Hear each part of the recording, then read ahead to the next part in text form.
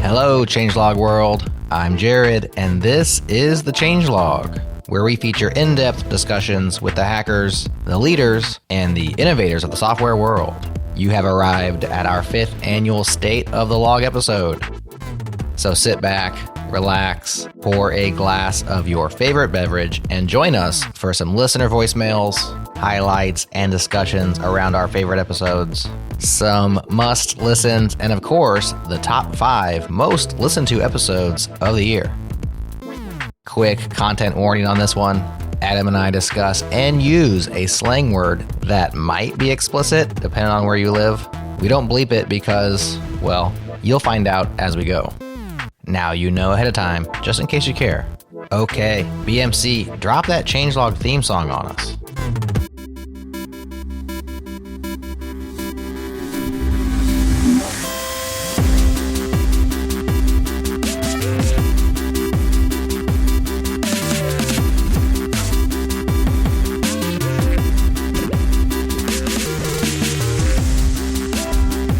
Here we are, State of the Log 2022. Holy moly. Hard to believe it's been a year already, but here we are. I feel you, man. I feel like this year, above all years, and isn't that something you say anyways? Like, is it ever really a surprise that it goes fast? I feel like this year really has gone fast. The slowest year ever was 2020, of course, but 2022 seems to be the absolute roller coaster. Yeah, things have been moving fast and crazily, and here we are in December, ready to close things down until the new year. This has become an annual tradition of ours. This is our 5th annual State of the Log episode where we sit back, navel gaze, talk about some of our favorites, talk about some of the most popular episodes of the year, and something we started last year and was a lot of fun, and we are doing again this year, is listener messages. So shout out to all 9 of you who recorded a little voice memo for us and sent them in. We'll be playing those throughout the episode. That's been a cool addition to the State of the Log, in my opinion. I agree. Something just about adding the listeners' voices into the mix just makes it the perfect way to end the year and to do a true State of the Law. Because, Jerod, if we didn't have listeners, what would we be, man? Like, we would just be talking into the ether, bro. No one would hear us. Yes, if a podcast ships in the middle of a forest and no one's there to hear it, that's right. Does it make a sound? Jerod and I are master MP3 creators, basically, and we ship MP3s around the world thanks to our friends at Fastly and our friends at Fly. 2 plugs for our favorites there. Yeah, that's a sponsor favorite for me, at least. You know, like Fastly and Fly, I really appreciate their support. Absolutely, and I really appreciate ChatGPT naming us the dynamic duo. Yes. Because that strokes my ego very nicely. Yes. Of course, we were on Hacker News over the weekend, so if you wanted to get your ego unstroked, we got some solid criticisms there. Oh boy. Always nice to see our friends and listeners at Hacker News, but let's not digress into that. We have a lot to do on this show. We have a bunch of favorites, we have a bunch of episodes, and a bunch of listener messages. So I have put out the call 2 weeks in a row on Changelog News to record your voice, send it in. Everybody who makes a show gets a free Changelog t-shirt, so sufficient motivation. And we got a bunch of cool messages.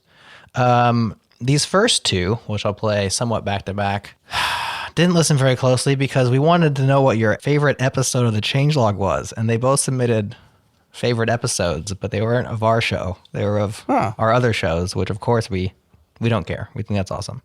True. Okay. But the first one we're going to listen to is Puneet. Here he comes. Hey, this is Puneet from India. The Go Time episode where Matt goes to Berlin for GopherCon Eve has to be one of my favorite moments. Loved his witty comments and banter. Well, I don't think the terms Matt Ryer and witty comments are used in the same sentence very often, but Puneet managed to splice them together. This was episode number 250 of Go Time, and it was all Matt's doing. So Matt went to GopherCon EU. He actually, I think he was the MC of the event. We did a Gophers Say live on stage, which I helped out with. But Matt had this idea of he was going to just take a microphone. I think it was just his iPhone. I'm not sure what he was talking into. The audio quality was not our best ever, so I don't think it was a professional microphone. And he recorded his whole trip. So, you know, he would be on the airplane, on the train, walking through the airport. Okay, just arrived at the airport. Yeah, the drive was okay. I wouldn't say the driver had good breath, but don't worry, he more than made up for it with his erratic driving. And he did suggest to, instead of bringing me to the actual airport, just drop me off at a nearby roundabout. But we both agreed in the end that that was absolutely insane. But he wanted to avoid the charges, but I decided to cover them for him. So here we go. I'm going to now head into the airport. I'm on my way. Getting on another train. He had a lot of stuff of him just getting there, and then some conversations while he was there, and then it was just over. So he just like took all of these audio clips and he handed them to me after he got back from GopherCon. And he's like, "Can you do something with this?" And I was like, "I'll do my best." I appreciate the call in, Puneet, because Matt asked me later. We put the show out. I did my best. I thought it was decent, but we had some new music because Matt had written the theme song for GopherCon EU. So like we used that music instead. So it was like kind of like the least Go Time episode of Go Time ever. And Matt asked me later, he's like, "I listened to it. I liked it." He's like, "Did anybody else like it?" And I was like, "I don't know. No one said a word." There's no feedback. There was nobody talking about it on Twitter. No one said it sucked. No one said it was great. We had zero feedback. So I'm like, "Sorry, man. I don't know. I don't know if they liked it or not." So happy to hear somebody liked it. Puneet closed the circle for us all. Thank you, Puneet. Yes. And I was giving Matt a hard time. There's definitely some witty banter. There was a common occurrence. He was going to Berlin and they kept calling him a wanker, which is like a slur over there. I mean, it's not a nice thing to call people. It's a slur here too, I believe, isn't it? Is it? I don't know. It's not a good thing, I don't think. No, it's not nice. I don't know if it's like an actual curse word or anything. I didn't bleep it. I was like, I don't know. And Matt acted like they were saying Donka, which is thank you. And so there's like all these moments where he's like, "Oh, they're actually really nice here." And then there's this clip at the end where this woman goes, "Wanker." And he goes, "Oh, you're welcome." Well, that's it from me, from Berlin, and from GopherCon EU. Oh, I had a great time. I'm off back to London now. Wanker. You're welcome. It's classic. Oh, it's hilarious. I gotta go back and listen to that one. So if for no other reason, go listen to that for that purpose. And it has chapters. So you can hop to the first one. Oh, you don't have to hop there. It's the first chapter. There's the first one. And then at the very end is the last one. You could just check out those 2 moments. Of course, listen to the whole thing while you're there. But for me, oh my gosh, that was worth the price of admission. Oh my gosh. So thankful for chapters. So thankful. Right? Yes. I wonder if we're the 2 people that like chapters the most. I can't stop gushing about them, and I'm sorry. It just helps me navigate our own shows better. Yeah. And maybe we're the anomaly where we actually go back and listen to our own podcast. Like maybe other people don't go back and listen to their own stuff to some degree. Like I'm not listening to me necessarily or you necessarily. It's just more like the things we covered. So quality in the control. moment, it's hard to really grok everything in the moment. Like there's like a rewatch of a movie. You get more from the second watch if it's a really good movie that you really want to watch again. Right. I feel that way about our podcast. Almost every one of them. Yeah, I love it because I'm always there the first time. So like a lot of people, when they experience a podcast, like True. They just want to listen to the conversation. I get it. Like you're not really necessarily going to be hopping chapters unless something gets way upstream and then you want to get back on topic and you're like, I'll skip to the next chapter. So a lot of people don't care about chapters for that reason. Like they just want to listen to the conversation. But when you're there for the first time on the conversation, you actually want to go to specific points. And so I use our chapters feature all the time. And if you just want to hear Matt be called a wanker and then respond, you're welcome. I mean, chapters, just hop right to that chapter. So did he think they were for sure saying Danka? Or was he just like, No. It's a Matt thing. It's just Matt's humor. Yeah. Okay. Yeah, he knew what they were saying. Totally. Why in the world were they calling him a wanker? I don't know. Maybe it's just something that happens in Berlin as you walk around. like I don't know. I'm not sure why. Maybe he is one. We'll have to ask Adam Wiggins next time we talk to him. Yeah, totally. All right, let's move on to our next one. So thanks, Puneet, for calling in. We'll get you a free Go Time t-shirt since you seem to like Go Time quite a bit. Next up, we have Eli. Hey, Jerod and Adam. How are you guys doing? I wanted to share one of my favorite episodes from Changelog. I've used the master feed to kind of browse through things. The news is certainly a good one. But I got to say that my highlight is the series, basically the Ship It series with Gerhardt.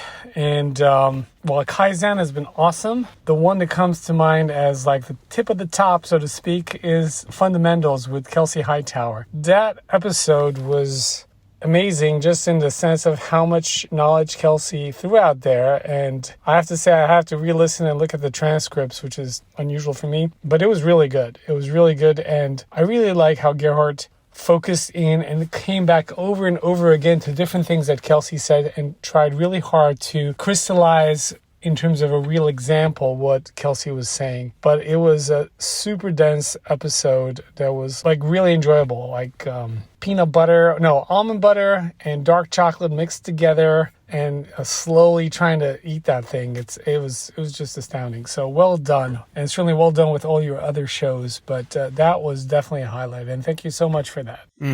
Well, it's a one-word podcast, which to me just screams amazing, right? Like when you can ship a show with just one word as a title. Fundamentals. That's the best, right? Fundamentals. Like that's courageous to do. And two, probably something you can only do with Kelsey Hightower. And I would say three, he'd mentioned the show notes and the transcript. Eli, by the way, it's my son's name, so thank you, Eli. I think that's beautiful because that means when we ship good shows like this that can last for a while, like that's one that I think you can come back to a year from now, 2 years from now. It's almost like a book in time, and it's a resource that can be there. And what I love most about what we do, and thank you, Eli, for highlighting this, is that we put so much work into the details, the show notes, the transcript, the chapters, as we just kind of gushed about, we won't go on and on about. But to me, that gives people who really can appreciate the few episodes or the several episodes a year from every podcast we do, the ability to go back and dig deeper, to unravel that onion further and further and further. I think to me, that's the detail that I really appreciate about what we deliver as podcasts, and just what Eli said there about that show in particular just highlights all those things. Yeah. So that was episode 44 of Ship It.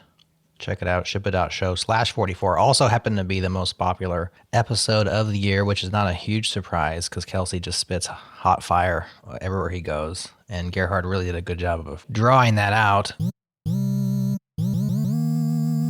My rule has always been document the manual process first, always. Okay.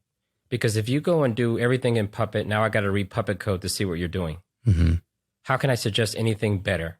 So if you write it down manually and you say, first get a VM, install changelog, then take this load balancer, put this certificate here, then get this credential, put it in this file, then connect to Postgres, this version with these extensions. So now I can see the entire thing that you're doing. And then the next thing I do is say, okay, now that we understand all the things that are required to run this app, I want to see the manual steps that you're doing, all of them. We build the app using this makefile. We create a binary. We take the binary and we put it where? You're not storing the binaries anywhere? Oh, no, we're just making this assumption that we could just push the binary to the target environment. You need to fix that. That's a bad assumption. You need to take the binary and preserve it so that way we can troubleshoot later in different environments and we can use it to propagate. Oh, okay, Kelsey, good idea. So we're just going to fix the manual process until it looks the best we can do for what we know at the time. Right. Now, once we have that, I'm going to give that process a version. This is 1.0 of everything. We've cleaned some things up. We saw some bad security practices. We clean up the app. So now go automate that. And we're only joking about, liking Ship It and Go Time better than our podcast because we love them as well. My favorite from 2022 from Ship It was Operational Simplicity is a Gift to You with Gary Bernhardt. That's episode 62. Gary's a lot like Kelsey, and he's a kind of a must-listen kind of guy. Everything he says is, if you don't agree with it, it's at least well-reasoned and interesting and thought-provoking. So that was a surprise for me. I didn't expect to see Gary Bernhardt on a ops infra shipping it episode because I think of him so much in like the crafting software development world, but did a really good job of highlighting really the way he tries to keep things simple and how that's important with operations. Shout that one out as well. All right, listener number 3. This is Jordy. Jordy hangs out on our Slack, so a shout out to Jordy. Always happy to see you in our community. As one of the hosts of the podcast Software Engineering Daily, I can only speak in awe and with a fair bit of envy about the changelog. Its episodes are brilliantly researched, well executed, and thoroughly edited. Even swear words are edited out. I would be the editor's nightmare was I a suitable guest in the first place, which I'm not. As an individual, the only reason I'm not a changelog++ subscriber is because my creator budget is limited and already allocated.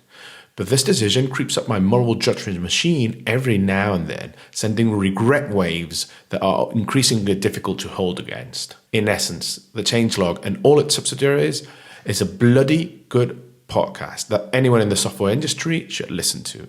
Well, we're going to have to steal that copy, Jordy, because I like that regret shockwaves. Is that right? We're in the midst of some thoughts around a new website, and I got to say that's some fine, good copy. Fine, good things to say, of course, too. Yeah, those are definitely some kind words. And Jordy was the one who was in our Slack asking about our bleeping reasoning, which I explained there in Slack, and I posted it publicly as well. But I don't think we've ever talked about our bleeping policy on the show. No, but you can read yourself if you'd like, Jerod. I was going to just summarize, but I probably... Same thing. Yeah. Let me summarize because I don't have it pulled up. But the idea here with our bleeping is all about accessibility. It's all about reaching as many people in as many circumstances as possible.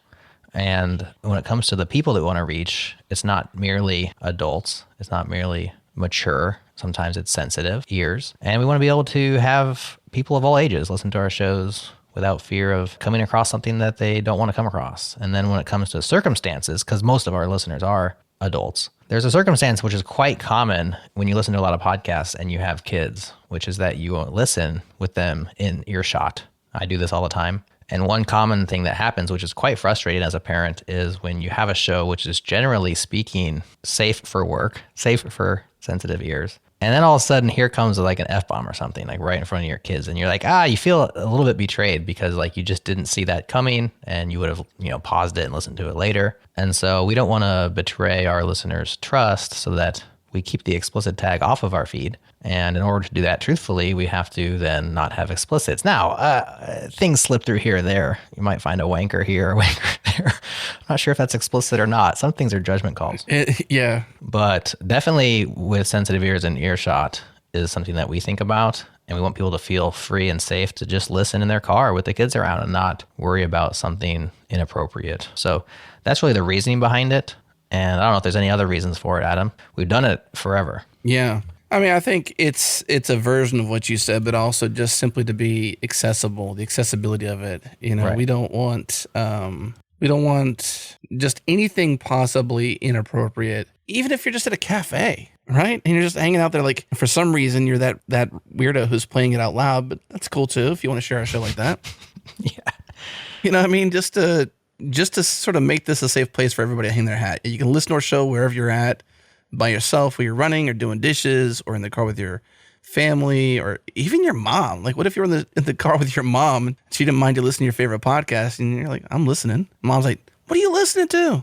They're talking about wankers here, or something like that. You know what I mean? Hopefully that's not really a negative word, because we said it like 16 times. We're going to have to bleep ourselves if it's bad. We're going to have to put a warning on this particular episode. Yeah, geez. Anyways, the point, totally. As a side note here, I love whenever, and this is sort of a nod to you, Jerod, so this is more me talking to you and also the audience hearing. Okay. Is I really appreciate the moments when I have something to say and I don't have quite the words to say them yet, and I need to marinate a little bit more to like figure out how best to say it. Then I come back and then you've said almost exactly what I would say, to some degree, potentially, maybe better than I would have said it. Really? And so it's just like, one, I'd have to do the work, and then two, what needed to be said was said. So in this case, that was an example of very similar thinking and very similar reasoning. And I think I've told you this before, you're a pretty great diplomat. You do a great job of diffusing challenging situations with just, I don't know if this is a negative way to say it, but like lukewarm wording where it's not like too hot, too cold, and, shocking to anybody. It's just like perfect. So that's one thing I appreciate about you. And that's a good moment where that happened. Yeah, well, thank you. So all that being said, we totally understand it's dorky when you have somebody on the show who's like dropping truth bombs and they throw an F in there and you bleep it and you're like, you ruined the moment. Worth it for us to stay accessible. One more thing on Jerod's copy, by the way, listeners, something you don't get to hear behind the scenes of every episode of the Changelog, because I get to hear this at least 50 times a year, and over the course of my entire lifetime of all these podcasts we produce, tons and tons more, is every time Jerod gets to tell a listener, you're not going to offend us, but we may bleep you in post. Right. So he's letting the guest know with a gracious heart to say, you're not going to offend us necessarily with your words, but we want to make sure our listeners are protected from these certain things. And so you may not offend us in this moment, but know that you'll be bleeped in the post-production. So they're even warned and alerted beforehand in a gracious way. So I think that's even a great moment of copy, is like, You're not going to offend us, but we're going to do this in post, so be warned. And the reason we say that is because we don't want to offend them by censoring them. Right. And in fact, at one point, I think we did talk about this with Standard Out the Rapper. That episode went out explicit, and I did not bleep anything because that was his art. I was featuring his art. And in that case, I made an exception because I wanted his art to be represented as he created it. But the reason why we say that to folks is because that we don't want to surprise them. Right. And all of a sudden have them be like, because the listeners are sometimes surprised and they laugh at us, but at least the guests And you see gave it a warning for that one too before the show came out. You're like, hey, know that this one is different. There is some explicit in this episode, so if you're not in a safe place to listen, you might want to pause it and come back when you can be. And I learned that from listening to other podcasts that I appreciate who generally are safe for work, and they'll have an episode and they'll warn it up front, like, hey, there's like 2 swears in this, just heads up. Like, I appreciate that as a listener, and so I did that on that episode as well. Well, let's get back to listener call-ins. Here's a guy that we know, Brett Cannon. Have you heard of him? Brett Cannon, what? Yeah. Okay. Brett wrote to us. Brett talked to us. He called in. I don't know what you call it. He sent us a voicemail. Here it is. Hey, Adam and Jerod, this is Brett Cannon. I wanted to say my favorite guest this year was actually a returning guest, and it was Richard Hipp in episode 454. Richard's dulcet tones and dedication to sea were very interesting and fun to listen to. Although a shout out to episode 475 with Matt Aarons and the ZFS file system. For some reason, I just found that one really fascinating. And not to leave the backstage out on any of this, episode 23 with Parker Silbert and Oberyn Pro was really interesting to see how he's trying to turn his passion into something he could do full time.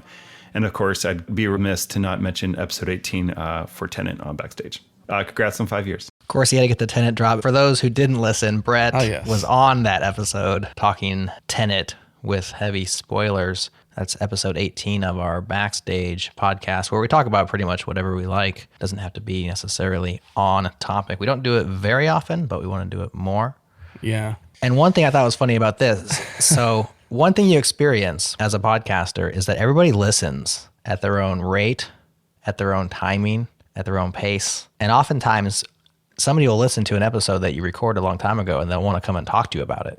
And you're like, dude, I can't remember anything from, let me go read the transcript. Or they'll ask you a specific question like, why did you say this? Or why'd you ask that? And the context for us is just gone. We ship a show. We expect everybody to listen to it like that day. That's right. We're like, hey, we want feedback. Brett is one of these guys, in my experience, who's always trailing behind. Like, he listens. He's a listener. I think he's even a Changelog Plus member, but he's never up to date. The reason why I say all this is because that Richard Hipp episode was not this year. It was last year.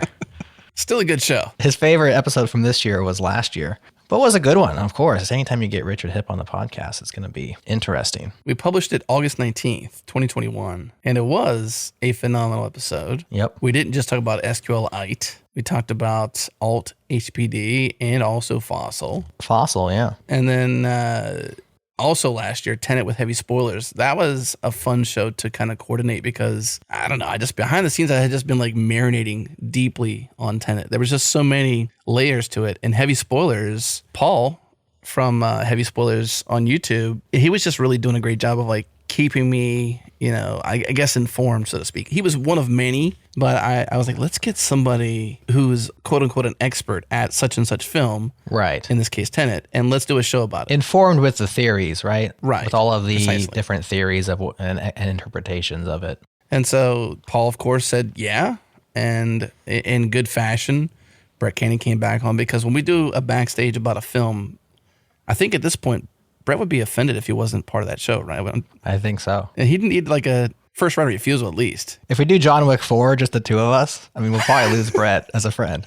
Yeah, he'd be like, dude, come on, what's going on here? So, yeah, I'm glad he liked those because those are good ones for sure. And then Oberyn Pro with Parker Silbert, that was cool too. I think that was this year. So he got 1 out of 3 That was. was in the calendar year, 2023. April, yeah. But who's counting? All right, here comes another familiar name, longtime listener of JS Party, and one of the guys who is always listening, I think, like the day it drops, because Rory O'Connor always has something to say about an episode right after we ship it, which as a publisher, you enjoy because, like I said, you move on in your head and then Instant people want to feedback. talk about it. Yeah, you want that instant feedback. Here's Rory. Hey, Changelog. Thanks for another year of excellent podcasts that keep me sharp and keep me informed and keep me laughing, too. The two episodes that I enjoyed the most this year are the insane tech hiring market and the not insane tech hiring market later in the year with Gergely Oros. I've been a web developer for 25 years, basically doing the same job, if you can believe that. And I always wonder what it's like out there in the real world of the tech hiring market and wondering what I'm missing out on and wondering what I'm protected from. And these episodes really gave me a great insight into that and helped me appreciate my own position. So thank you. Pretty cool. Yeah, very cool. There's a lot to say there, you know. Gergely coming back on twice. I think now it's become a staple. I think we'll have to do that.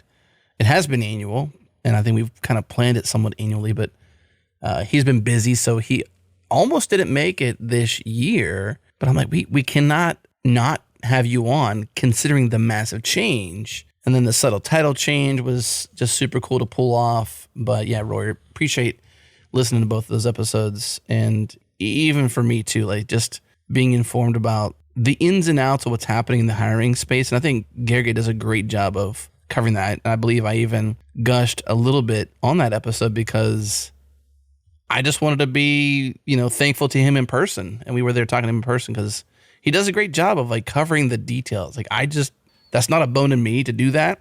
Yeah. I appreciate that hard work, but that is a unique skill set that he has culminated from years in the trenches at Uber and other places and whatnot. And I just think that he's got that special knack for it. One, to enjoy the work, which I think sometimes that's like very detailed work and challenging to many, but he really thrives at one, producing it and then really shedding the right kind of light in the right kind of areas to bring that knowledge to a lot of people. So he's done a great job doing that. And we're happy to have him back on another year for sure. Following up to Rory is another familiar name around our Slack. It's Jarvis Yang. He also appreciated Gergely's episode. Hello, Changelog World. This is Jarvis from Minnesota. I wanted to say thanks for the great episode on this not insane tech hiring market. I've been laid off as well recently, and this episode was very insightful and just what I needed. I've usually been a part of the cost center side of things, but would definitely think twice when looking for new jobs. These layoffs also want me to become more entrepreneurial, and I can see that there are lots of untapped, boring markets that could use some automation or some software engineering love. Thanks again, Changelog, for an amazing year. You all rock. Very cool. Thank you, Jarvis. Thank you for seeing that. You know, writing that intro, Jerod, for that show was challenging because I knew obviously what we covered, but it was such a touchy subject. And I was just like, you know what? We come to this conversation with great compassion and great understanding because of folks like Jarvis out there that are just like, I recently got laid off and I'm listening to this episode and it's like, not only is it a relevant episode, but it hurts, right? Because you've got a circumstance that's not desirable. Who wants to be laid off? Nobody, right? And even when I was doing like, this is meant to be informative, but obviously podcasts that we produce are meant to entertain to some degree because otherwise you wouldn't come back. If you don't get that dopamine hit, what are you getting? And I was like, I can't just like do this intro and not talk about the, to be punny, insane amount of FUD out there. Like there's just a lot of fear, uncertainty, and doubt out there. So I'm like, hopefully the show gives you a lens into what's really going on. And hopefully we covered that because I didn't get a chance to like fully listen back. I was there, obviously, as you know, but I just want to express that great compassion and great understanding we came with that show with because like that's like a challenging show to produce when you know that there's people listening that you care about and they care about you and have been following you and listening and whatever in the midst of that struggle and that challenge. Yeah, Jarvis, really sorry to hear that you got laid off, man. Jarvis has become somewhat of a friend via Wordle. So you may not know this, Adam, but Jarvis and myself and our editors, Jason and Brian, play Wordle every day. Is that right? There's a Wordle channel in our Slack. What? And you just post your results. And I talked about it like months ago when we first started doing it. I'm like, hey, anybody still playing Wordle? Here we are in this channel. Come play Wordle with us. And Jarvis was the only one who did. Like there was nobody else that came and played with us. And pretty religiously, we all post our Wordle results daily in there and see who gets the best one or throw emoji on each other's responses. So yeah, Jarvis has been culminating a relationship via Wordle for months now. And so I feel like I know the guy, even though Jarvis and I have never met, although Minnesota, not too far away. Minnesota, yeah. Maybe we could do a meetup sometime. That's so cool. I mean, this is like that's what I love about this show, I think, and why I kind of come to it not unprepared, but like in a surprise way. Because this is a hidden gem of Changelog Slack, in my opinion. And one of the reasons why we have this desire to have this free community for people to to hang their hat. It's for things like this. It's like, it's used by internal folks and one external, community member. But that to me is like, maybe this show will kick off more in there, Jerod, because I could imagine there's more people playing Wordle. If you're still playing Wordle, I know there's a lot of people that moved on. For me, it's a nice little thing to do in the morning while you're drinking your coffee, get your brain going. Okay. And if you want to have a Wordle community, come join the Wordle channel in our Slack and just post your results alongside us. It's a good time. Will you be doing this through the Christmas holiday? I will definitely be playing because I'm a completionist and there's a streak. I got a streak going, so I play daily. And will I be posting during there? Maybe I will. It just kind of depends. Like, do I want to hop in Slack or not? Mm-hmm. If somebody else is sharing, maybe I'll share mine. I'll definitely be playing through the holiday. Will I be sharing my results? Time will tell. Just depends on how much I want to disconnect from everything. But yeah, probably. Now, this one more layer, is there a syntax? 'Cause I'm noticing, is this not an image, right? You just type Wordle and then the numbers you've done and then Slack does it for you? How's this work? So that's one of the cool things. I mean, gosh, Wordle's design was brilliant in many ways. And one of the things that's really cool about it, why it was so viral, is he provides those as, of course, it's the New York Times now, but the original creator did this. That's a copy paste. So when you say share and you copy your results, that's what it copies. And they're just emoji. It's like the green and white squares. It's just, it's not an image, it's text. And those are emoji to represent your results. So it shows like how many guesses it took. It shows where you got greens and yellows and blanks.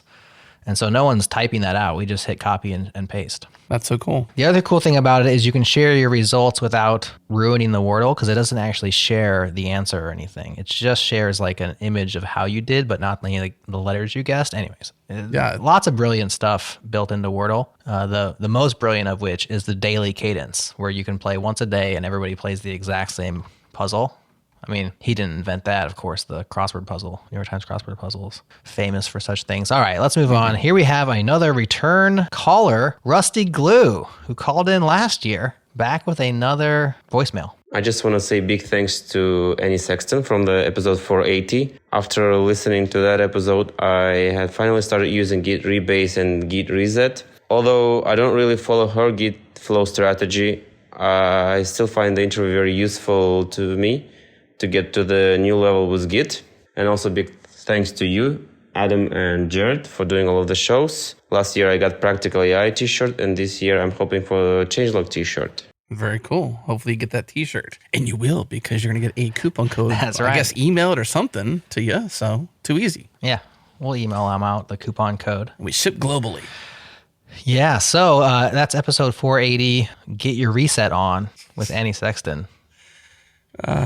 Yes. That's another good episode title. The titles are amazing. I mean, I have to appreciate our titles too, because we put so much nuance and detail into them as we produce these shows. And I laugh because Get Your Reset On is cool. That's a great one. It's a cool thing. People don't understand the pain of it when we just ship an average title, like how defeated we are when we just like can't come up with something awesome. And we're like, good enough. Go ahead. Eventually, it has to ship, right? It almost ruins the show in some ways. Like, bad title. We can't delay shipping because the title is bad, but we would almost want to. And it's the last thing we do. We may be marinating on a few titles along the way, but like we don't. The very last thing we do is confirm the title's correct and then ship. Sometimes you'll have a working title that is pretty stinking good, like you came up with it as you thought about the show, but even then, it's not final. Like, we have to have a final decision on a title, and sometimes we'll ship a show. I'm going to give an example of some that we maybe haven't been quite as happy with lately. Well, the anthology episodes are just like listing out the topics, so that's always going to be less than the coolest.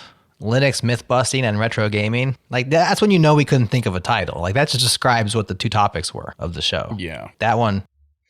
That's the classic challenge of a multi-focused podcast, though. You know, I mean, like when you have multiple topics, it is tough. And they each are first-class citizens in terms of desired listen. Like we want to listen to the Linux part of it, and then the retro gaming part is sort of Linux-ish, but it's not really. So it's its own topic. Well, good for us, I guess. I can't find any other bad ones as I go down. So we've done pretty well this year. I guess from WeWork to upskilling at Wilco is like, okay, it's fine.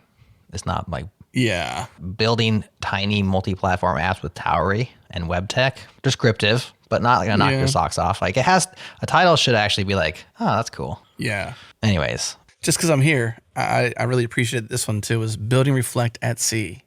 That's a cool title. It's simple, but it's also at sea. Like, Alex did this stuff at sea. It was cool. That's right. Anyways, continue, Jerry. We'll digress too far. One quick comment on Rusty Glue before we move on to the next one. This, for me, what he said is so poignant and so why I listen to podcasts and what I think a lot of the value you provide is like, he even says like the way Annie does her PRs and her rebases, like he doesn't do it. And neither did I, right? If you remember that show. Mm-hmm. But he appreciated being exposed to somebody else's process, to somebody else's workflow, to their tooling, to the way they do things, because it just expands your horizons as a developer or as a builder and allows you to have more informed decisions, even if you're going to stick with your current workflow, right? Like you spent an hour with us. Hopefully it was somewhat entertaining. I can't remember if we were very good on that episode, but Annie was certainly good and she had good things to say. Yeah. But you don't have to like go do exactly what she does to get value. A lot of the stuff we come across, we don't necessarily use or adopt, but just having that breadth of knowledge of what's going on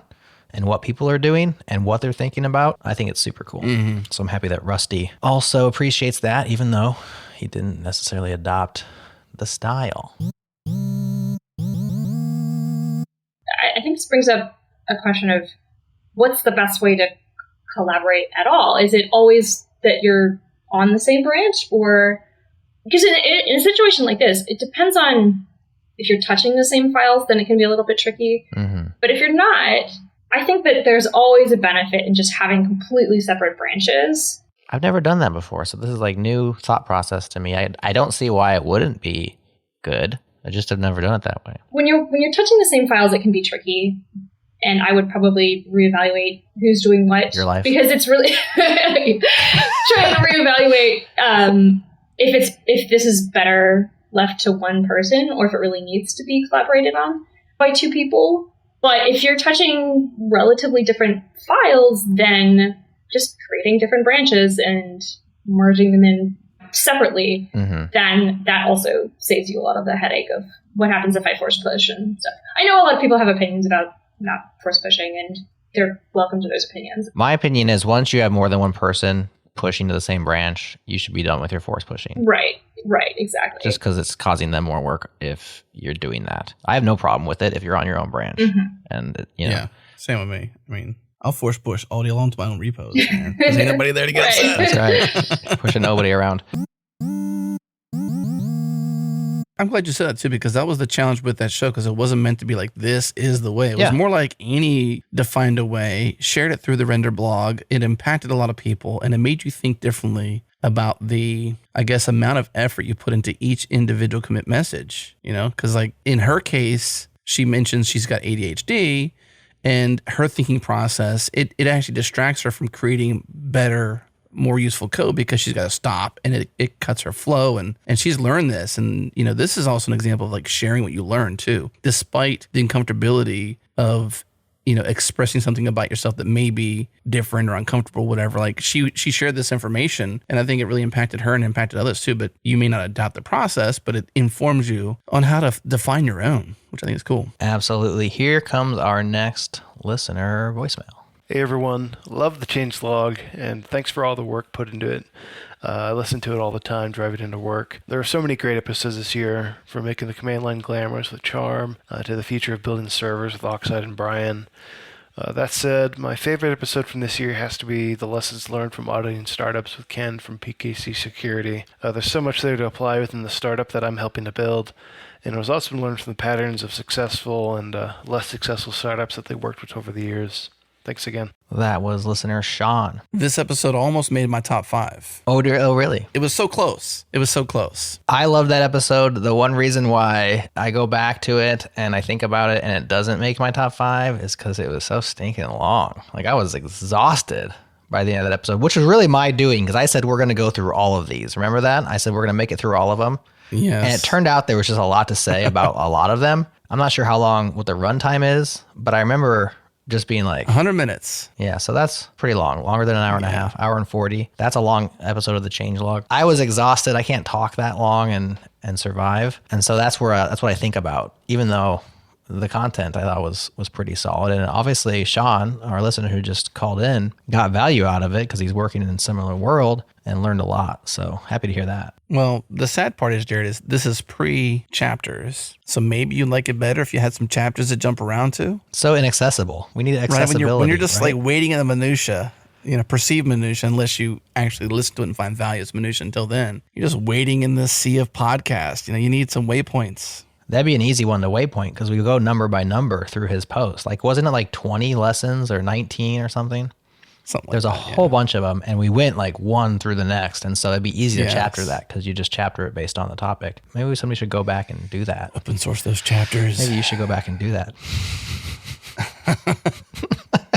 Put that on your to-do list, Adam. Go back and chapter that for me. I can't wait to do it, Jerod. All right, here's our last call-in. This is Tillman Jex. For me, as somebody who's been starting to learn programming properly as of a little over a year ago, really the entire past year has been invaluable. I've learned so much, or my learning's been accelerated so much by listening to the podcast, simply by hearing really great people talk about excellent places to learn, things to read, ways to think, technology to use, things to look out for. And if I would have to pick one thing that I think has had the biggest effect, it's definitely been the introduction to the initially mysterious word of Vim, and then to have been continuously tempted to look into it. And now every time I'm working in NeoVim, which is my main editor now, I fondly think of all those introductions. So thank you so much, guys, for the work and the continual efforts. I'm still a student, but as soon as I start earning some money, I'm definitely becoming a plus member, 100%. Thanks so much, and all the best. Lots to unpack there. Yeah. I just want to say thanks for leaving that voicemail because like that's the kind of impact that is super meaningful for me, especially somebody just getting started. I sometimes wonder how valuable we are for people like taking their first steps because so many of the conversations that we have are not beginner oriented necessarily. Doesn't mean you can't come to them as a beginner, but having been in the industry for so long, I don't have beginner's eyes anymore. And so I wonder if it helps people who are at the beginning of their path. And so I just really appreciate hearing from somebody who's there, still a student, still getting started, rocking NeoVim now, and benefited from our work. For me, that's just like the best. It makes it worth it. It really does. I mean, aside from this, this annual feedback loop for State of the Log, like we don't get a lot of feedback. Now, that's not saying we necessarily are asking for it, but it is challenging when you feel alone on the road. In some cases, like you don't see your impact until later. And that is challenging because there are ups and downs throughout every person's life and every year. There's always new challenges. Like this year, I made a major move with my family.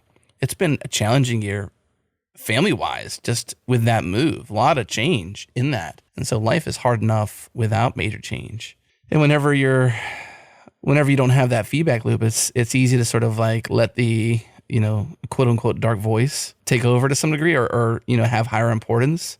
And then you hear someone like this, like Tillman, thank you, and don't apologize for being a student and only being a student and not, contributing in some way or shape or form. Like we don't desire that. Like if anything, we want people who subscribe to ++ or buy t-shirts or in some way, shape or form to support us because they truly want to get closer to that medal, to get those bonus clips or whatever else we're going to do with ++. We don't want people to feel bad about not being able to do that by any means. That's not why we created it. We created it because time and time again, we would get asked by people like, hey, how can we support you?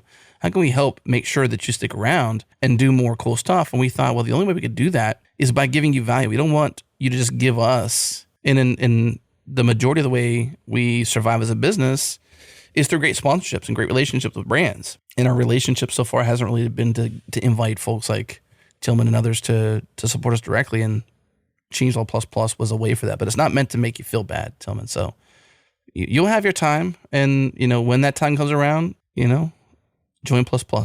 Well said. So that concludes our listener call-ins. Thank you to all y'all. We'll be hooking you up with sweet threads. For those who just want some sweet threads but don't want to write in, of course, we have merch.changelog.com. That Kaizen tee is out there now. Sure is. And selling like hotcakes, so I won't be out there for very long. Of course, we could always just print more, but the print functions IRL are way slower than they are inside of our editors. They are. So should we move on now to our faves, or should we do the top episodes? Where do you want to head next? I think maybe our faves, because we can see how many intersect with our listeners' faves. Sure, yeah. All right. So mine are ordered by their published date, not by their place in my heart. Okay. Well, then read them then by the place in your heart. Because mine are ordered by priority. I didn't put them in my heart. Okay. I just put them on my list. Then just read them down the list, and we'll go onesie twosies. I'll go published date. You can go by the amount of love you have. Sure. And it'll be just like that. So one of my top 5 is from the very first month of the year. I try to not have the recency bias, which we tend to have. Oh, yes. Which is that like we think about more recent episodes and like them more because they're recent. And so I went deep and started at the beginning. And the first one for me was a solo show. Sorry, Adam, you weren't here for this one, but I still had fun anyways. All good. It was guest Paul Orlando from Unintended Consequences blog, episode 474. It's called Complex Systems and Second Order Effects. I love this episode. I can go back and listen to it. These are just the kinds of things that I enjoy thinking about. And Paul is a guy who writes about it.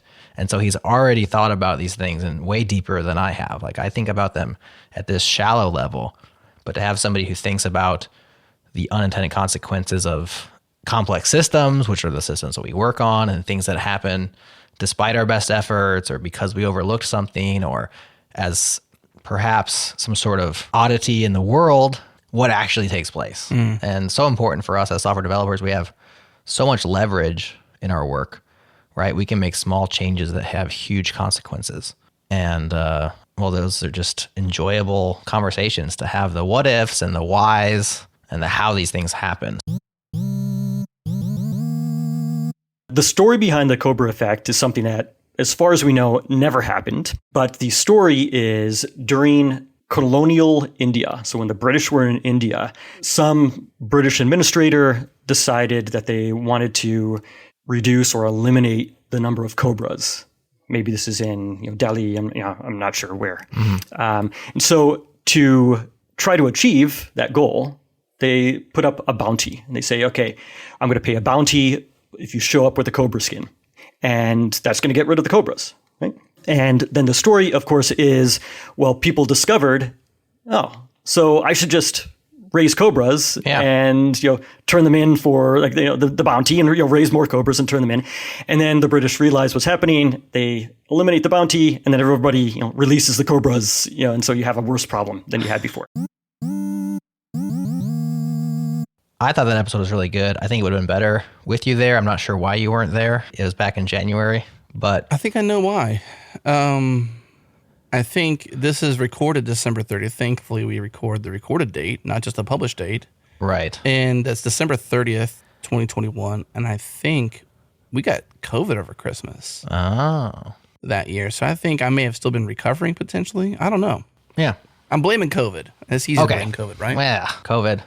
Causing all our problems. Fair enough. So that would be one of my top 5 was the Unintended Consequences, episode 474. Your turn. Yeah, I enjoyed that show. Bummed to not be there, but these laws shows, I think they're reoccurring. I'd love to make them more frequent. So I know that's a desire of yours as well. So I guess I'm suffering from the recency bias then because this one's pretty recent. It's the story of Heroku with Adam Wiggins. I guess I was just a big fan and have been, and you are too, Jerod, I'm sure, because we said that on this show and we're not liars. We're big fans of Heroku and, by nature, big fans of Adam Wiggins and his 2 co-founders that were a part of that with him. I'm trying to see if I can recall their names quickly. I know it was Orion and someone else, but they're not in my... Orion Henry. Yeah, bummer they're not in my show notes here. So whatever. Sorry about that. Orion Henry and the other person's gapping me. But that was a great show because James, yes. James something. Look it up now. We'll edit it. Got to get it right. I'll come back in then. Let me see. Or we'll leave this part in and just show people how much we care to get things right. Right. Depends on who's editing. Oh, yes. We'll keep it all in because I had to look it up. It's a challenging last name, James Lindenbaum. Okay. And Orion Henry. So those are the 2 fellas he created Heroku with. And I just appreciate his relationship with them. I appreciate all the thought it seems they put into Heroku. And in many ways, like the somewhat accident, like they obviously had a direction to go towards, but like Heroku was almost ahead of its time. And just hearing that story from Adam's perspective, and, you know, he also said he never does podcasts like this. And he said he would never come back to this topic, but he broke that rule for us and gave us an exclusive, which I love. Not just the exclusive, but just the breaking of that rule, because I think that there's a lot of people who care deeply about the story of Heroku. And I wanted to make sure we can get that out there. And obviously, there's been some change with Heroku this year with their free tier and a lot of, I don't know how many times for you, Jerod, but I've gone to like links that I've had of old or from old blog posts, and I'm researching things or whatever, and it links to a Heroku site that is now dead because of this change, which I think is part of that unintended consequence, right? To go back to your favorite. That is an unintended consequence by Heroku. I'm sure there's a lot of resources that are out there that are not there anymore. And just that whole story arc of Heroku, I think, was something that I desired for many years to tell and finally got to. So that's why it's recency bias, but also true bias. True bias. Well, we have our first crossover episode because that one also was in my top 5 favorite episodes of the year. Huge respect for Adam Wiggins. I think he's a super smart guy. And the opportunity to pick his brain and ask him all my nagging questions was a blast. Breaking from that, now I have one that's a little bit selfish. I'll tell you why this is one of my favorites. Song Encoder, Forest, Brazil. So I've done a couple of these Song Encoder episodes. I have 2 more in my mind. This is where we do a special feature of a specific person who is creating things at the intersection of music and code. Forrest Brazil calls himself a code bard, or a cloud bard, excuse me, not a code bard, because he's in the clouds. And he does just amazing different kinds of music and all that. And so I featured an episode 477 on Forrest Brazil. Here's why it's one of my favorites of the year. It's because there's very few changelog episodes that I can unabashedly tell my mom to listen to, you know? Yeah. And like, that's the one. You know, like if I'm going to like a normie, like, here, listen to this. It's something that I created that you can hear and then be like, oh, that's what he does. Even though it's not always what I do. There's just not very many, like the story of Heroku with Adam Wiggins, like, you know, it's going to be completely lost on most people. But a guy singing and, you know, talking about the cloud and, you know, the production value and all that is one that I can definitely just give to my mom and say, here's what your son does.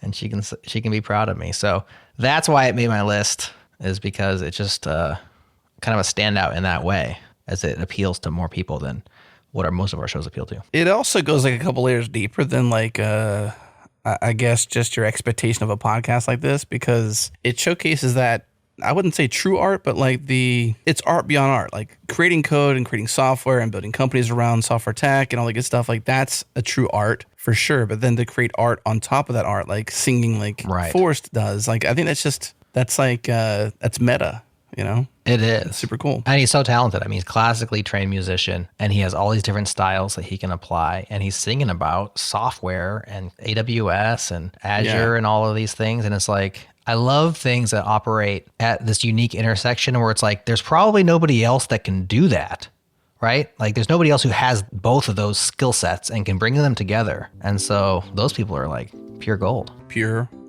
gold.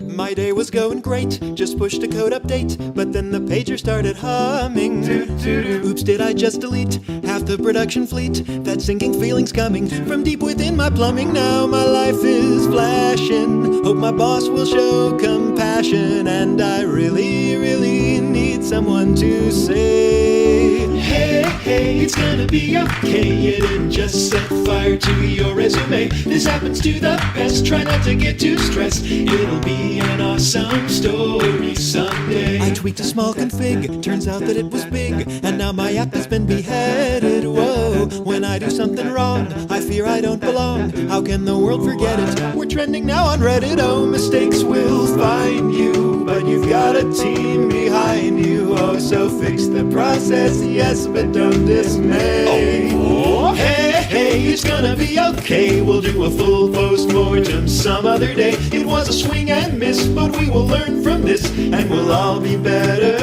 engineers. Like Look, here's what you need to know when something gets destroyed. If there's negligence or malice, then you shouldn't be employed. But if a human is assuming, then the problem is the system. It's gut-wrenching, butt-clenching, but you work with them. It can happen to a junior or to a senior. Just because you caused a little pause doesn't mean you're incompetent. It means you're doing work with real effect. It's a scar of battle, baby. That'll earn you some respect. We all have been there, made a slip or 2 or 10 there. So we try to do a blameless RCA.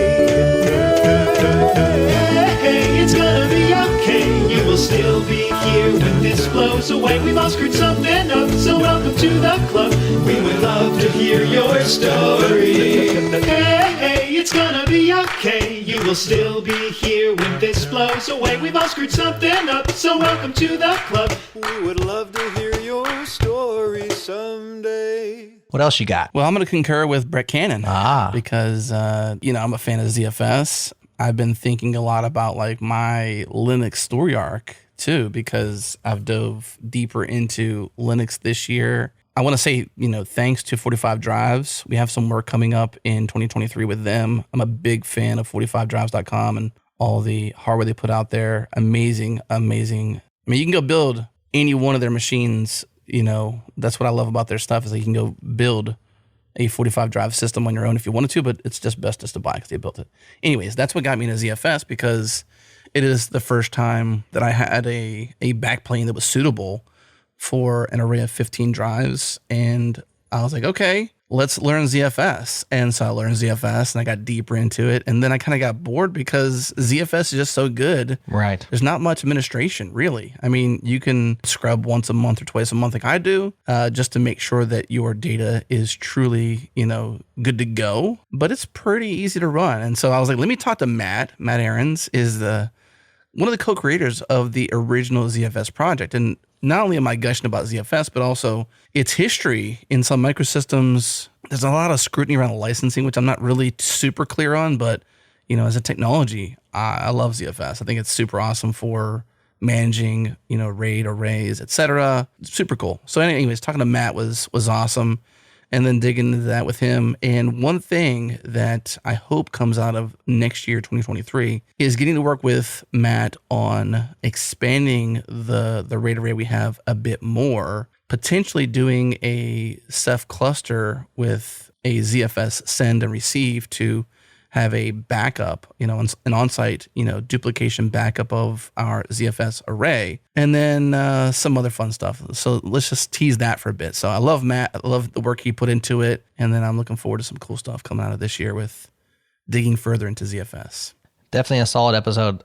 Tons of listens on that episode. It was very popular. And the main thing that I remember from it that I was like, okay, this is cool, was near the end when you guys were talking about how they're trying to, ZFS is old, right? It's like 20 years old. Yeah. And like keep up with the Joneses. So like SSDs was a big shift, right? From spinning disks, and now like cloud storage, specifically object storage. And where does ZFS fit into an object storage world? And this big like new features written in Rust, some of the conversation around Rust was really interesting. So like maybe the perception or the danger of a show about something like that's old is like, it's all old. What's new and interesting? It's like, well, it's been around a long time, but that doesn't mean it's not also still new and interesting because things change and either a project slowly bit rots and dies or it also changes to keep up. And so Matt's been working with the team to do new things as new things arrive. So that was interesting for me. All right, back to Milo. Let's go for another crossover here because I'm now looking at both lists. Come on. I didn't have access to your list until you pasted it into the shared doc, but now I can see both of our lists. So I can see that we both have wisdom from 50 plus years in software with Brian Kernahan, episode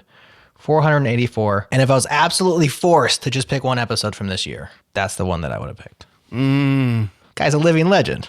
Yeah. Well, when you can get that kind of depth and wisdom and I would say just history in a single episode, and they're willing to talk to you and share all that as if they were seeing it for the first time. I'm sure he had to share that story a couple times, right?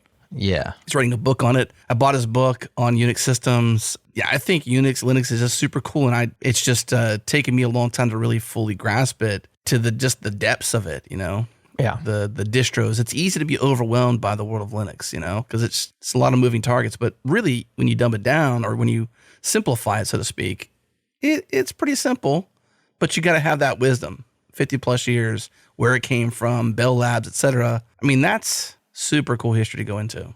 Yeah. And so Brian, a couple of things about Brian. First of all, he's a very accessible guy. Usually when you get up to that age, of course, he's still teaching. But when you get to that age, there's a certain point where you're just like not interested anymore. Somebody who we've tried to get on Go Time over and over in different ways is Ken Thompson, of course, and to no avail. Now, maybe he'll do a podcast, but he's not going to do Go Time anytime soon, unfortunately. Brian does podcasts. Like, he talks to people. He's still mixing it up with people in the industry, which is so cool. Now, having said that, he had been on a few other shows prior to ours. This was not a Changelog exclusive. And so what I like about our particular episode, I listened to a couple of his other episodes, Co-Recursive he was on, and he was on Lex Friedman as well. And so I went out and listened just because we don't want to create the exact same show that they create. Like, we don't want to ask kind of tired questions and stuff. So you want to kind of have your own spin or your own angle on it. And I will say, and this could have been like the day of the week. It could have been he just had a great meal. Who knows? Was it us? Was it him? Was it? He was genuinely enjoying himself. Yeah. Talking to us. Like, he was lit up, eyes bright. He was laughing. He would have kept going. We talked to him for a long time. That was cool. Because that's kind of your fear with a guy who's talked to everybody and had all the same questions before and told the history of Unix, and he wrote it all in a book. And it's like, you're going to ask me questions out of my book, like, go read this. Like, you don't want to bore somebody. You don't want them to be like feeling like, here I go again, And that was my fear going into that show. It was like, gosh, I really don't want him to be bored or disappointed or whatever. Mm-hmm. And so what I really like about that show, and you can hear it in his voice throughout. I've listened to it back. You could really see it in the video clips. He was leaning in, he was laughing, he was smiling. I think he really enjoyed himself. And that for me made for a really, really good show. I concur. Yeah, I think I agree with that. And then I think when you're with hosts who truly enjoy, that conversation and the ability to sort of dig deep into certain topics like this in particular, that it's received well, and they get sort of hyped and vibed about it, And then we bring it. I do think we bring it. I'm not patting ourselves on the back too much, but I think we do bring it, and people enjoy work, having conversations with us, because I will say that we definitely try to. Yeah, I'll give us that. We try to bring it. There are days. Well, bring your next one. Bring your next favorite here. Let's keep rolling. Okay. So for me, just Frank Krueger, Practical Ways to Solve Hard Problems. That was awesome. Episode 486. I just really appreciate all of the history he has around creating software. It seems like he's hit all the hard problems, and he's found practical ways to solve them. It really was a good title for the show. I think he wrote the blog post very similarly, Practical Guide to Solving Hard Problems. I think we took it. We took away guide and said ways. Yeah, we said ways. Yeah, we munged it. Yeah, that was just a good show. Yeah, it was a good show in every single way, and I enjoyed Frank a lot. I kind of wish we can have him back on more often, honestly. Some sort of recurring show with him. We probably could. He has his own podcast. He's definitely a conversationalist, and that always makes it easier when you have somebody who just naturally converses well. Yeah. Some of us are better at that than others, and Frank is a master of just conversation. So that one was definitely high on my list. I almost threw it in the top 5. I paused and looked at it and kept going, but really, really fun show. I brought it in for you. Lots of laughs. I'm happy that you did. Yeah. The Windows history there, there's just a lot of rich history in there that you just don't think about. And now working on iOS stuff, I just think like it's the juxtaposition of where he began, and the security and the government stuff. He's just been all over the map, in terms of what his history was. What's the biggest learning you've learned from or continue to learn from when it comes to reliability? What are some of the cardinal sins or cardinal rules? You have to test the error path just as much as you test the positive path, the functioning path. It's always an edge case in the error handling where you mess things up. It's so easy to write code that, when it's working correctly, it works correctly. That's the easiest code to write. What happens if this line fails? What happens if that line fails? What happens if the machinery fails? What if the connection fails? Handling all those error conditions. And the best way to do that is to just assume anything can error anytime. And that sounds like a terrible way to program, but programming systems like Erlang have showed us the correct way to do that. And so I fell in love with isolated processes that were expected to fail, and you just handle those failure conditions. Every message pass, every function call can fail, and you better have a good smart plan for how to handle that. So to answer your question in general, The answer is assume everything can fail and make sure that, just in my own code, I'll just put random throw exception here just to see what happens. Like while you're working, you're not just to see what happens. It's like your own little chaos monkey, but inside your own local code base. That's a cool idea. Especially if you're trying to solve a hard problem that you really don't know how to work on. It's much more fun to pop up an error dialog. You're like, oh, that took down the whole process. I wasn't expecting that. All right, last one from me. Stable Diffusion breaks the internet with Simon Willison. This is one of those episodes that I was just jazzed afterwards. Like, I just had so much fun. Simon's energy was contagious. Yeah. Like, his excitement level. The only bummer about that show is kind of his setup wasn't ideal. Yeah. He kept bumping his microphone, or there was something wrong with the audio where it just didn't sound as good as it could have. He had to have an earphone in, and it kind of rubbed his shirt, that's I right. believe. Yeah, so we had a couple different setups that might have worked, and we ended up with him with earbuds, like the wired ones. Who knows what they're called? Yeah, what are they called anymore? The wired Apple headphones. The wired Apple headphones with the microphone on it. And he was aware of this, but he couldn't help himself. And he has kind of, he had like longer hair, so it was like rubbing against.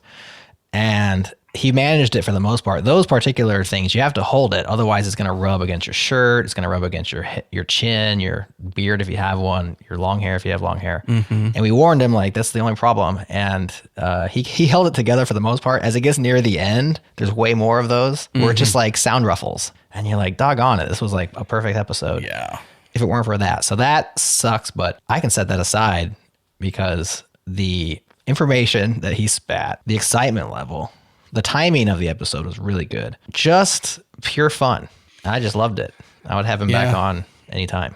Simon's awesome. Met Simon years ago. And we didn't even talk about like what he's most known for. What he's most known for, at least back in the day, was his contribution to open source through the Django Web Framework, which he was one of the co-creators of the Django Web Framework, which is, huge. We didn't even talk about that at all, really. No, I don't think he's all that interested in that compared to generative AI. I think it was 2019, the summer of 2019, for Zeit Day in San Francisco. I went out there solo, shot photos for Zeit, was then Zeit, now Vercel. Vercel. Covered their Zeit Day, did a couple episodes from there. We have a episode with Simon from then, talking about data set. And if you know Simon, if you see him speak or you see him on stage, like, it's no wonder why we had the audio ruffling, because he's very animated. He's very animated. When he's on stage, he's pointing and moving. And like, I mean, you'd think he's doing gymnastics or something like that. Like, are you giving a talk or are you doing gymnastics, Simon? Because you are on fire, man. But Simon is a lot of fun. And I've had a couple of conversations with Simon too, and he's really into SQLite, and I've encouraged him a couple of times. I think we talked about it after the show to talk to Richard Hipp, and I think I made an introduction. And anyways, he's just a deep thinker about this kind of tech, and I like his insights because he thinks deeply about them, and he's also very committed to writing about them. So he's got this workflow of like learn, write, rinse, repeat, etc. And he's just like, that's the kind of person you want to follow. And so you said timing was right. I think timing was right, but that title is a banger. Stable Diffusion breaks the internet. That's a banger. That is a great title. You know me, I do appreciate a pop culture reference here or there. So yeah, I loved it. All right. Last one. Jack Dorsey. This name may upset some folks, especially given current climates, right? I mean, there's a lot of, back and forth and controversy between him and Elon on Twitter and, just stuff, man. Like, I mean, that aside, which is not why I claim this is my, fifth favorite in my list of faves. By the way, I have 3 must listens as well. So, Jerod, I have to cheat a little bit, which gets me 3 extras on my list. You always cheat. Call it cheating. I just call it playing the system. Okay. Okay. So last year, Square Unboxed 2022 happened, and we've been working with Square for quite a while. They're a sponsor of ours. And behind the scenes, Shannon Skipper, whom we met years ago, as you know, at All Things Open. No, not All Things Open. OzCon. OzCon. Sorry about that. We met in 2017 way back there, and I got his card. I was like, I took a picture of it recently and shared it with him. Like, dude, I got your card from like so many years ago. It's just cool how things work out. Anyways, I had been asking him, like, you know what, we got to get Jack on Founders Talk at some point. Let's make that happen. And obviously Jack is, an A-list type, if you want to A, B, C list folks, which I don't necessarily do, but just to give, Jack is a major player in tech, from Twitter to Square to now Block and cryptocurrency and decentralized thinking. Like, he's a big thinker, and the moves he often makes are larger moves with large waves. And so Jack Dorsey sat down with him for the main stage at Square Unboxed, because my friends at Square helped make that happen. He's like, hey, you know what? We can make a fireside chat happen at Square Unboxed. And so we took that conversation knowing that was meant to be for Square Unboxed, but also for Founders Talk. So this is like 3 layers later. Then it also appeared on the Changelog, which is where this list comes from, right? Mm-hmm. And got even more, listens. I mean, it was great. So that's one of my favorites, just as a bucket list kind of thing. Like, it was a great conversation. I didn't get to ask Jack every single thing I wanted to, because it was kind of bridled in the fact that it was meant for the main stage of Square Unboxed. So it had its guardrails, so to speak, of the direction of topic. If Jack is listening, Jack, or anybody else from Square Block want to get him back on Founders Talk, we'll have a different conversation, a deeper conversation. Although the conversation did open up with his hacker heart, which I think was super interesting. Just because, when you get to that level, you often get removed from the code and get often removed from the things that matter. Maybe he shouldn't be writing production code, but at the same time, he still tinkers with Rust and fun things around, crypto wallets and whatnot, hardware wallets, and fun things like that. So that was one of my favorites, just because Jack Dorsey. All right, let's hear your must listens, which we all know is just another way of saying also your favorites. I think you'll like these too. So you see the list. Don't get mad. Okay, so the reason why I'm saying this is a must listen is because this first one is the anthology, Advocating for and Supporting Open Source. And it's less just about the content, but more about the ambiance of this episode. So listeners of this show, especially listeners of this particular episode, given how much you probably enjoy this podcast, hopefully you do, this is the kind of episode that's fun for Jerod to do. One, we get out there face-to-face with folks and get to see people in the real. We did this at All Things Open 2022 just recently, but the setup we did there was a little bit different this year. We did the mic situation in a standing scenario where we were sort of standing in a circle, where Jerod was to my right, the guest was to Jerrod's right, and I was to the guest's right. So it was like a little triangle circle sort of formation. But we're standing up to keep the conversations short, hopefully. In some cases, they went long, but I digress. But I think we got the sound right on this one. And so that's why I'm putting in the must listen. So if you listen to the show like this, when Jerod is in his home studio and I'm in my office studio or whatever you might call it, and we have a guest, it's a little bit different because, it's meant to be studio quality, sound good, that kind of thing. Whereas here we got the mix of the hallway. It truly is the hallway track. And to me, I think this year we nailed it in terms of great sound, great hallway track, and great conversation. I think it was like all the things that comes together to make that kind of show, an in-person IRL, at a conference hallway track show come together. That is an example. That and its counterpart, the other anthology. So I'd actually link them both up, but I'm linking one up. So episode 515 is an example of how I want to sound when we go to conferences.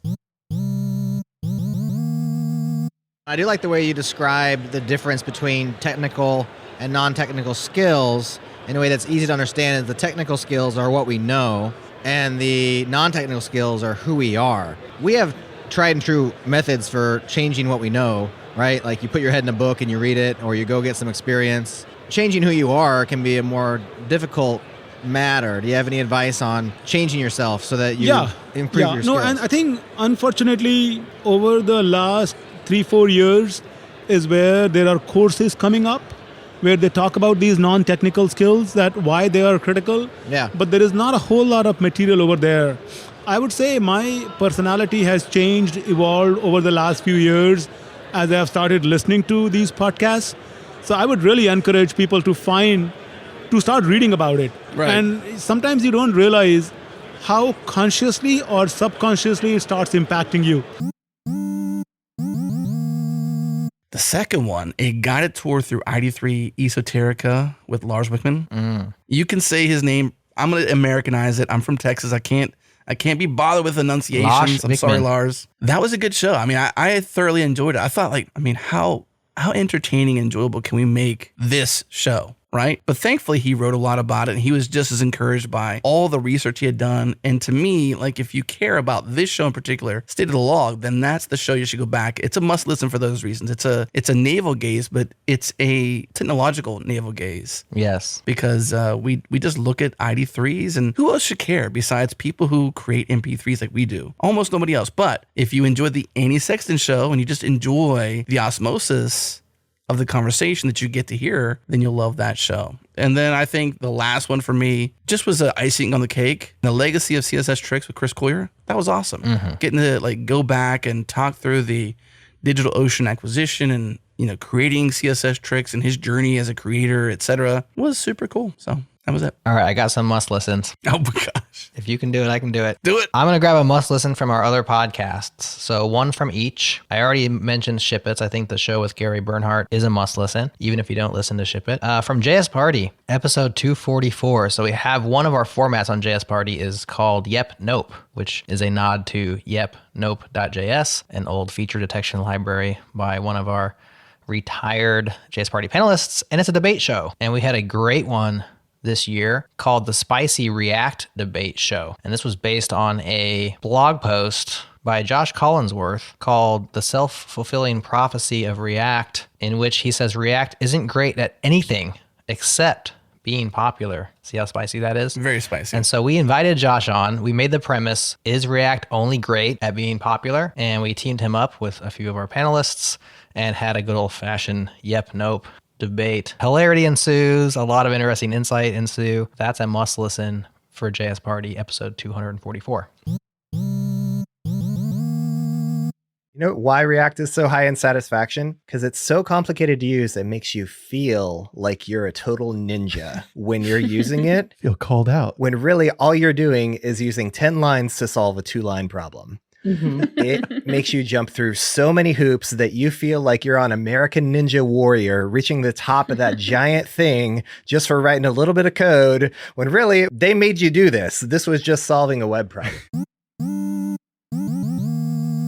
On Go Time this year, just recently, maybe some recency bias by me, this one went out in November, an episode with John and Johnny hosting Akshay Shah, talking about gRPC and protocol buffers. Now, we've done shows over the years that touched on these technologies. I've largely ignored gRPC because it just seems like it's not for me. It's for like big, important orgs with lots of big, important things to do. And yet, listening to this one, I think Akshay has some of the best explainers of why protobuf is interesting, what it's useful for, when you want to use it, when you wouldn't, why gRPC is interesting, similar things. It's like I finally grokked it listening to that episode. So if gRPC is on your radar, but you don't know much about it, or protobuf, of course, these are related technologies, definitely check out Go Time episode 256. What's a lame name of gRPC and protocol buffers? You can't always have an awesome name.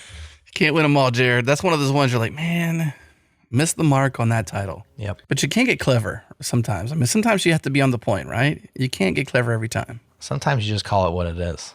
That's right. Yeah. Well, the Spicy React Debate Show. Yes. I enjoyed listening to that live for the most part. I was listening live almost all the way through. I had to bail at some point. I think it was like mid part 2. Nick had a hard time emceeing that show. Like, it was very, very challenging to MC and, you know, sort of like moderate that, because it was just a challenge, you know, but it wasn't challenging to listen to, but it was challenging. Right. I could see for him, like he struggled to like maintain the peace and maintain the control, so to speak, you know, but what do you expect when it's spicy? I think that was his first time moderating. I usually moderate, and Nick stepped in and moderated that one. It is not an easy task to moderate a debate, especially one that's like virtual, you know, via the interwebs. What is it that the Bone Skull says? What was the sound effect to say you were done? What? What? That's right. What? Bone Skull would just say, what? Because we don't have an official sound for the time is up. What? And so, yes, what you often have is you say time's up, and then the people just keep on talking. And you're like, yes. I mean, even the very first time that we did a debate show, I was a moderator and I lost complete control of the panel. At one point, Faraz was just reading quotes off of Hacker News. And I'm like, what is going on right here? So, I mean, it gets crazy. And I think that's kind of part of the charm. Of course, the debate is kind of just a front to talk about a thing and have some fun with it. We have 3 segments.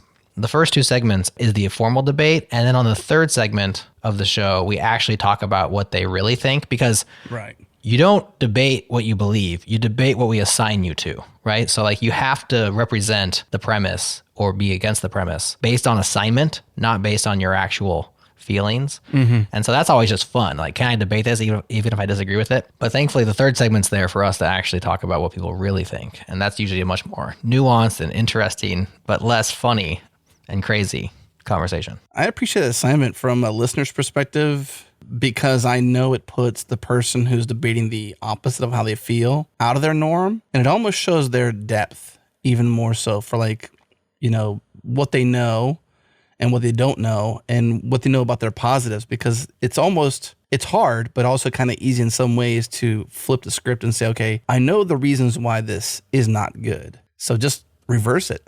Right? There you go. In your debate, and take all the negatives you think and turn them into positives. But I really appreciate that assignment process. And then the third segment being sort of free for all, so to speak, you know, say what you really feel. Right. That's cool. We always have much more agreement and much more nuance in the third segment. A lot of slaps, man. A lot of verbal slaps too. You know, it's like a lot of mic drops in some cases. Kevin, in that particular one, like you could tell Kevin K-Ball that he kind of like does a lot of prep, or it seems like he does a lot of prep. Not that it's scripted, but you could tell he's prepared words, because he doesn't want to like come too heavy-handed and offend, but he does want to get his point across. And when he's right, he feels like he's right. You know what I mean? Like, right. That's his how he is. So yeah, when you show up for a yep, nope, you should have arguments. It doesn't have to be written out or like super deep, but like you're gonna get 2 minutes on a clock to talk on a podcast. And you better have something to say. And K-Ball always he came prepared. Has arguments ready to go. A lot of times you can just react to what other people have said as well. Pun not intended. Okay, let's move on. So those are my must listens. Let's get now to not just our faves, but let's talk about popularity. So a few numbers. First of all, we've published 274 episodes across our network this year. That's a pretty good number. That doesn't include this episode, so we'll definitely be at 275. It does not include Swick's episode. We'll be at 276. We got, actually, all of our podcasts have shows going out this week, so we'll have even more by the time this one about 280 goes live. Call it 280. 69 episodes of the Changelog thus far. 45 of those are interview shows. 24 of those are news episodes. From those 45, here are the top 5 most listened to episodes of 2022. Number 5. Making the Command Line Glamorous with Toby Padilla from Charm. That was also mentioned by one of our listeners as a fave. Woo! I liked that show, and I think we ended up rebroadcasting it into the Go Time feed. We did, yes. Which means it got probably, way more even listens than this number. So good for it, I guess. I have tried out some of the tools from Charm, and they are cool. I've kind of put that whole command line changelog client on the sideline as I work on other things, but I do want to return to it at some point. Number 4, Principles for Hiring Engineers with Jacob Kaplan-Moss. This one almost made my top 5 faves. Me too. I think this is the one that engineering leaders, the most like people who are in management, leadership, those kind of roles have reached out to us and said like, this is a must listen for me and for my peers. So that's cool. Number 3, securing the open source supply chain. Good for our us. good friend Faraz. Yeah. Socket. High hopes. High hopes for Socket. High hopes for Faraz, what they're doing here. Yep. And it's no surprise it's top 3. And that one almost made my list too. But I mean, it was so hard, Jerod. Like in the pre-call, we have to give a little nod to this because like in the pre-call, Jerod and I are trying so hard to like take all of the episodes we created this year and then turn into 5 of our top 5. It's just so challenging. So it's like choosing your favorite child. It's just impossible. Number 2, no surprise here, Wisdom from 50 plus years in software with Brian Kernahan. This one reached 50,000 listens, excluding Spotify. So once you add Spotify in there, it's probably closer to 60,000, maybe 55, 60,000 listens. And so, yeah, that one's not a surprise. Number 1, though, this might be number 1 2 years in a row. I think it is. I think it is. Was Jessica Care our number 1 episode of 2021? I'm pretty sure she was. I was actually just wishing we did a slightly better job of the state of the log behind the scenes notes, because then we can have like comparing top 5 this year to last year's. Right. Maybe a bit more organization. Maybe this year can be the year we do that. I don't know. Maybe next year can be the year we do that. I know we've documented it, but is it comparatively the same? Yeah, I don't know about that. She definitely was in the top 5. Anyways, this is called One More Thing Every Dev Should Know, which is a funny name considering our last episode was called One Thing Every Dev Should Know. And so we got her back on to do one more thing. I think we're probably going to do Jessica annually. At this point, hey, she's such a big draw. And of course, well-deserved. She's entertaining, exciting, controversial, smart, always brings interesting things to the show. Over 53,000 listens on our platform. Not sure about Spotify on that one. So all of our stats are excluding Spotify and excluding Google Podcasts because they rehost and they then have their own stats. And we're kind of big on Spotify. We're not big on Google Podcasts. I'm not sure how many people listen on Google Podcasts, but Spotify has substantial enough audience that all of our numbers would be better if we were able to suck them in. But regardless of all that, Jessica Kerr is the #1 most listened to guest of the year. So congrats to her. That's episode 483 called One More Thing Every Dev Should Know. Our job as developers, I don't want to think of it as writing software. I think of it as changing software because that extends forever into the future. So step 1, get it out there. Step 2, change it. Step 3 through infinity, change it. So I went back into our history a little bit, and we have our wires crossed. So State of the Log 2020. Okay. The one thing every dev should know in 2020 with her was second most popular. Okay. So last year, I overshot a little bit. I think we didn't have her on last year, so that's why she wasn't on the list. Okay. So she was not in the most popular list last year because she wasn't on the show last year. Right. It was in 2020. So what was last year's? Well, #1. Why We Love Vim was top. Oh, yeah. Second woman after that was Nick Janatakis, Modern Unix Tools. That was fun. That was fun. OAuth is Complicated was #3. Why NeoVim?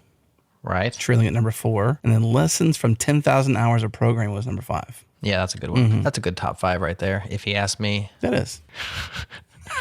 Now we're not just navel gazing. We're just complimenting ourselves. What a fun year, Jerod. 2022. It's been a good one. It has been a good one. Very, very excited. Got a lot of fun stuff happening for 2023. Very excited about this next year. You know, wow. So excited. Well, we can wrap up by saying thanks to everybody for hanging out with us, for listening to our shows, for hanging in our Slack and talking to us. Everybody who comes on the shows, everybody who talks to us, we appreciate. Yes. We hope everybody has an awesome end to their 2022, regardless of where you are. And we hope that you have an awesome start to your 23. We'll see y'all on the flip side. We'll see you on the flippity flop. That's Michael Scott. Catch you guys on the flippity flip. See you guys. And if you don't know, changelog.com/community. Too easy. Free to join. Hang with us in Slack. Say hello. Lots of people in there. You're welcome. And you're welcome. And thank you. And you're welcome. Kaizen. Oh, no, that's a different show. That's not how we end this one. That's it. SOTL. Yeah. Bye, y'all. You have now arrived at the end of our 5th annual State of the Log episode. We hope you enjoyed it. And if not, why are you still listening to this? It's kind of weird, right? Anyways, I want to personally thank each of you who took time out of your busy lives to leave us a voicemail and for all the kind words you had to say. It truly does mean a lot to us. Oh, and on the show, I said we had 9 people leave voicemails, but a 10th asked if he could get in on it, and I told him I'd work him in somewhere. How about right here? My favourite moment of the changelog this last year has to have been being featured on Changelog News with the lessons learned after posting my salary history last year, all the things that I've learned since then, as well as getting some really interesting community thoughts of how it's been useful, whether people could also see doing it themselves. And yeah, I just want to say thanks to Changelog for featuring that and getting me loads of hits. That is cool, Jamie. You're welcome. And thank you for helping make the Changelog community so awesome. Adam thanked our 2 biggest partners during the show, but here's a mention from me as well. Fastly ships all of our pods super fast all around the world. Check them out at fastly.com. And fly.io hosts our app servers and database. We love Fly because they help us keep things simple. Learn more about what they're up to at fly.io. One last mention before we go, you too can directly support our work with a Changelog++ membership. As a thank you, we provide you with an ad-free feed, extended episodes with bonus content, and more. If that interests you, check it out at changelog.com/++. Okay, that's it. I'm done. But we'll talk to you again next year.